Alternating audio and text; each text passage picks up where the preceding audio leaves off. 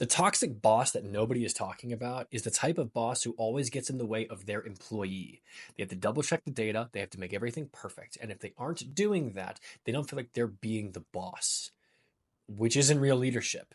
That's called helicopter parenting. This leaves you, the employee or the underlevel associate, dealing with higher levels of stress, more incapacity at work because, well, you're busy trying to, I hate to say it like this, kiss somebody's ass so they feel like you're doing their job right, despite the fact that the toxic boss is the one who hired you. And at the same time, you're sitting there wondering, do I know how to do my job if my boss is constantly breathing down my neck?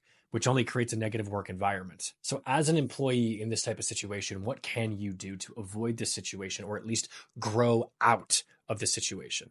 The number one thing isn't to quit immediately. That won't help you. In fact, it's a lot better if you take your time to rebuild your resume, looking at what's happening with current trends, and then going after people in your network who are potentially hiring, not posting on LinkedIn, especially that last part.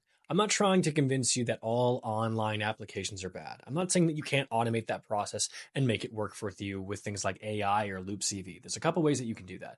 But if your boss is being that overbearing helicopter parent who's going through everything you're doing and making sure it's exactly right, they're going to look at what you're doing on your socials and they're going to look at what's happening with job application sites because that's what they do.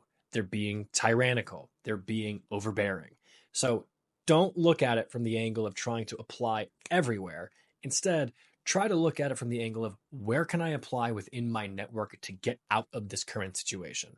That way, you don't accidentally have your boss burn bridges for you that you didn't know about. You want to play things pretty close to the chest. Follow for more tips like this, career advice, and how you can balance your mental health and grow at the same time.